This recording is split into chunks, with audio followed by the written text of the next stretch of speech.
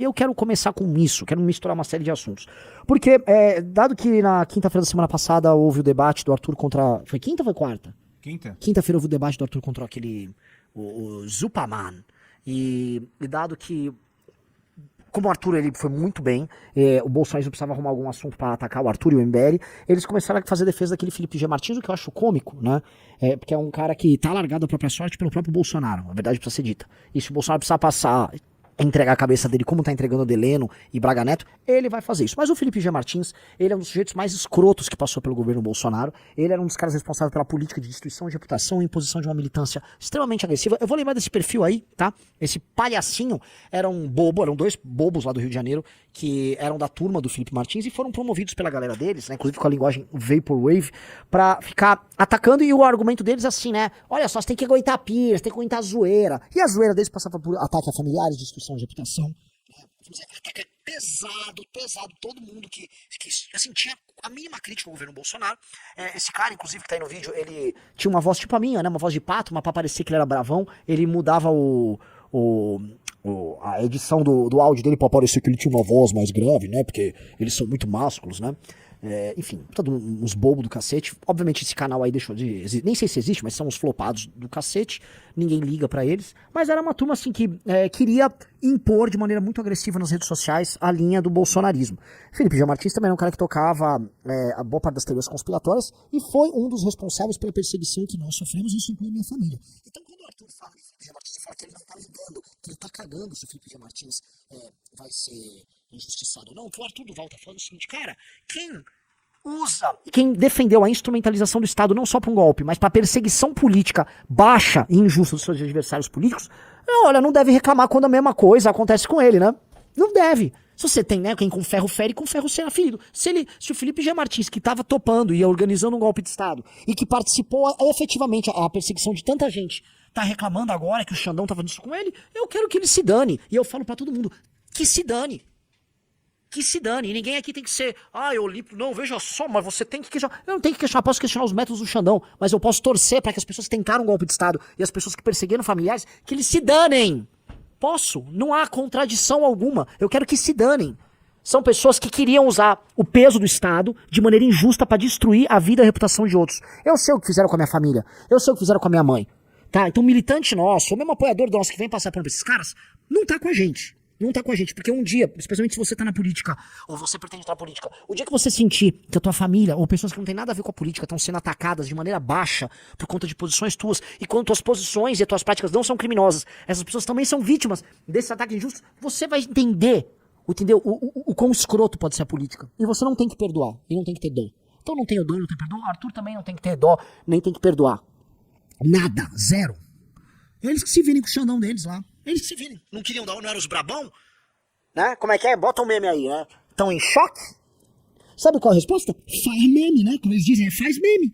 Faz meme, né? Eles são os heróis. Faz um meme aí, né? Resolve aí com meme, não era gostoso fazer destruição de reputação? Outra coisa que eu vi foram vários perfis, né? Quando a gente lembrou, olha, a gente foi alvo de uma perseguição muito, muito grave.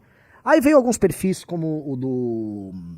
Eu vi até o Mafia Summers, que era um cara que... Outro dia a gente tava falando bem dele, olha, ele até assiste as lives, acho que ele fala com o Júnior e tal, né? Que é aquela ideia de vamos ser simpáticos. Aí ele vai falar, prove que há relação entre as coisas, prove isso, prove aquilo. O que é uma coisa muito baixa e muito vil, né? Porque o cara sabe, todo mundo sabe o que fizeram com a gente. Todo mundo sabe o que aconteceu com a gente, foi assim, de uma canalice escrota, né? Aí vem ficar prove, porque precisa passar pano, porque no fundo são os defensores de Bolsonaro, né? Então assim, já que a pergunta é qual é a relação, né?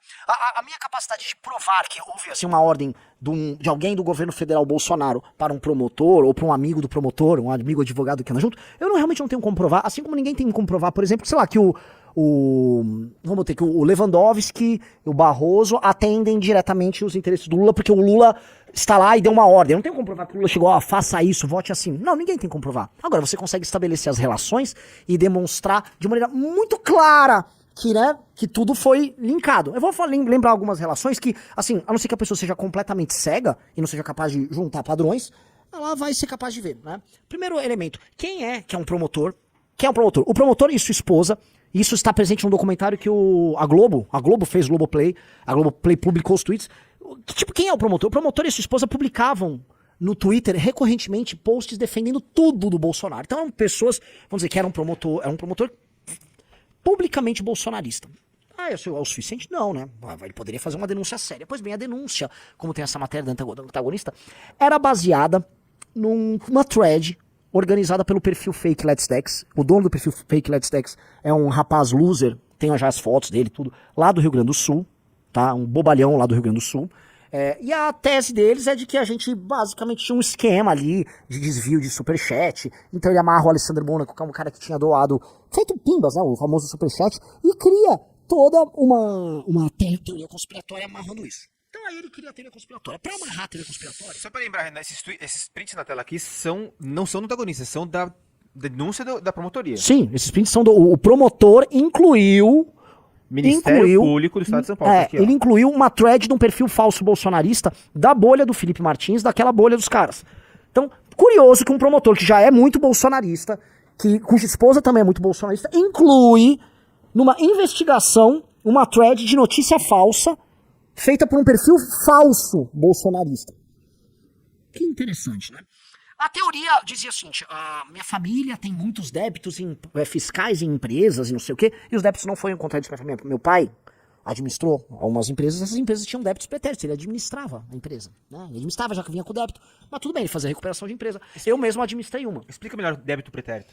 Débito pretérito é o seguinte, você comprava uma empresa que tinha dívidas fiscais, trabalhistas, elas são antigas. Então quando você compra o débito que foi contraído pela gestão anterior. Quando foram levantar quais débitos foram gerados na gestão do meu pai, era uma merreca, era 1% daquilo. Entendeu? Pra vocês entenderem, mas bem menos, merreca. Mas o que eles estavam a entender ali? Que olha, né? Houve uma fraude fiscal, que não houve, e aí alguém precisava lavar. Aí eles criaram uma ideia de que havia um núcleo tecnológico que pegava esse dinheiro e fazia circular de forma estranha. E aí a forma estranha que eles colocavam, eles não botavam o nome, era o sistema de superchat do Google. Então eles correlacionavam o Alessandro Mônaco, que era um cara que trabalhava com tecnologia, como se ele fosse um núcleo tecnológico para uma operação.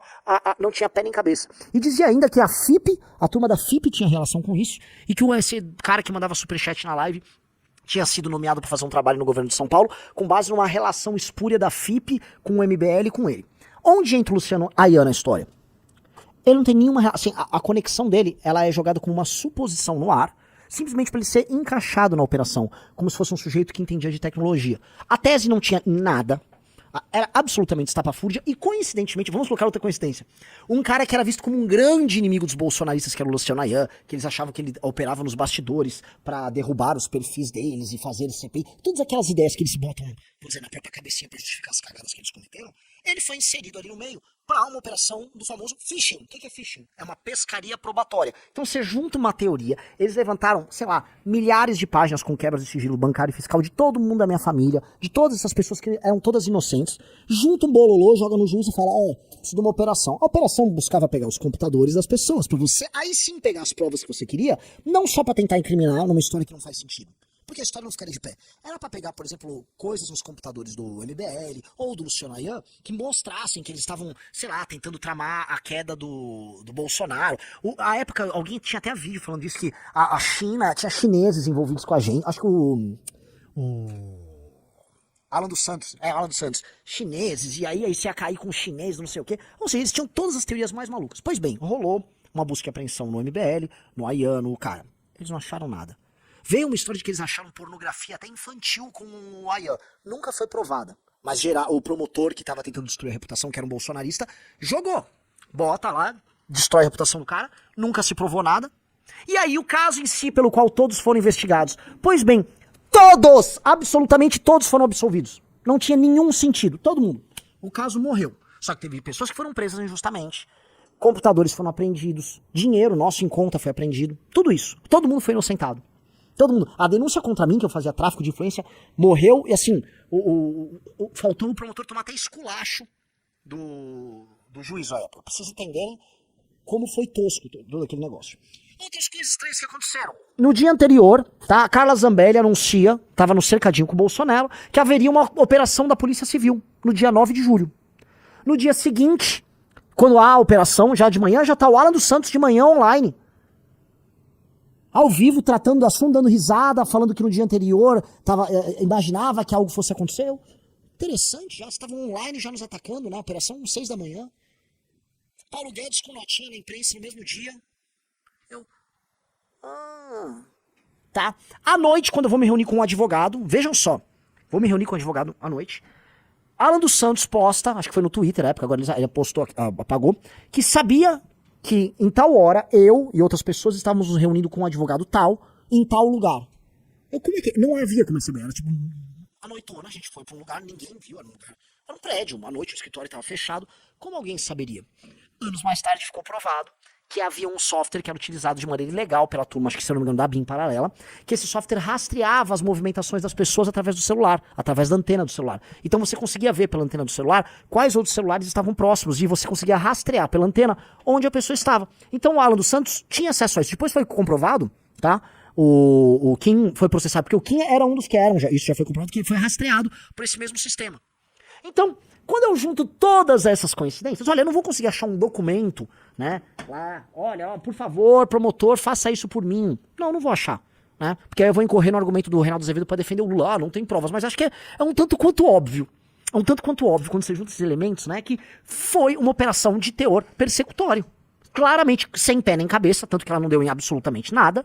Mas tinha o objetivo de fazer um phishing, que é uma pescaria probatória, para tentar provar as conspirações que eles tinham na cabeça deles. Então, por causa de devaneios dessa turma toda de canalhas, que são canalhas, pessoas tiveram sua vida exposta, gente sofreu, gente teve sua vida destruída, e nunca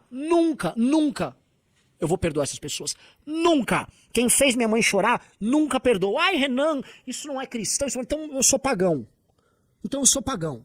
Diga o que quiser, sacou? Não perdoo. Quero um inferno pra esses caras. Fez minha irmã sofrer. Aliás, quando começaram a fazer essas perseguições familiares, eu sei o que escreveram, inclusive pra minha irmã. Até aquele que arrota virtudes por aí, né? Que não é... Então não perdoo, não. Não perdoo. Quero que se F. Tá? Não tem nada de ser bonzinho com essa gente. Aí veja só, o Kim Paim, que logicamente é uma piada, né? Aliás, ele tá tentando imitar a gente numa certa heterodoxia econômica, mas não tá lendo as coisas que a gente lê, aí tá me constrangendo, Kim Paim. Fake news brutal do SMBL. Ninguém nunca os acusou de ganhar 400 milhões de superchat. Basta olhar rapidamente as notícias da época pra saber do que se trata esses valores. O PC da Rosa, que é bom, até hoje... Vamos lá, vamos botar aqui, ó. Não tem fake news brutal. O Kim Paim tá sendo burro, ele deveria ter lido. A ideia da denúncia toda, ela consistia do lado de uma fraude que meu pai e eu devemos cometer. Aí essa fraude gerava um montante. E aí esse dinheiro precisava ser operacionalizado. Quando eles vão descrever quem operacionalizava e qual era a estratégia, ela envolvia um sistema tecnológico não rastreável, que é conhecido como superchat. Então, eles levantavam um montante e jogavam na imprensa que 400 milhões, que não era 400 milhões, era o valor desviado, né, um valor roubado, e do outro lado havia um sistema meio que para lavar isso. Qual era o sistema? Era o superchat.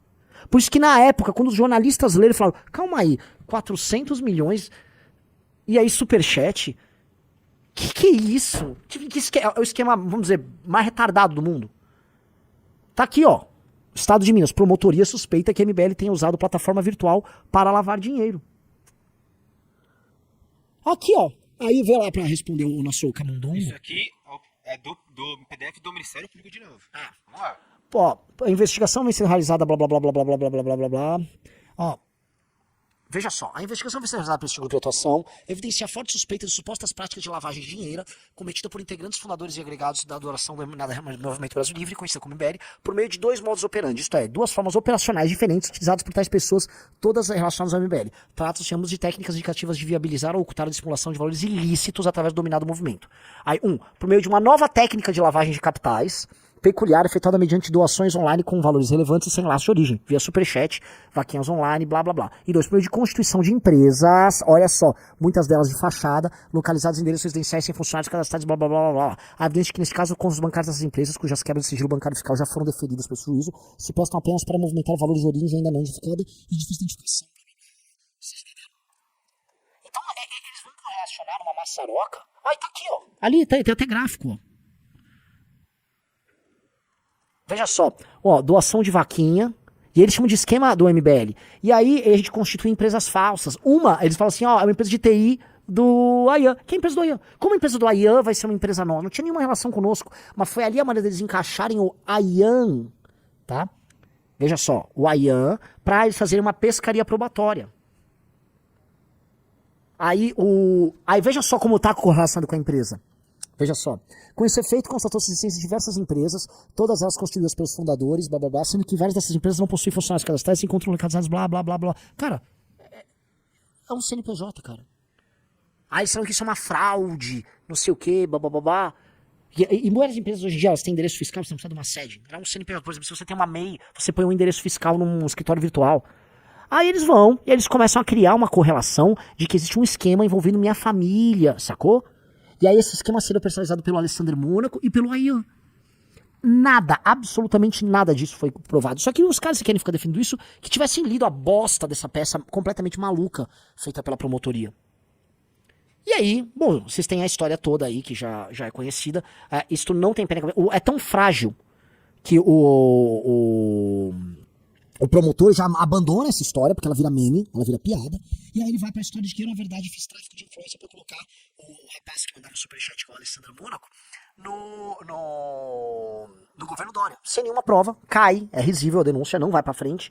E a história morre. E todos os envolvidos, absolutamente todos os envolvidos, são inocentados.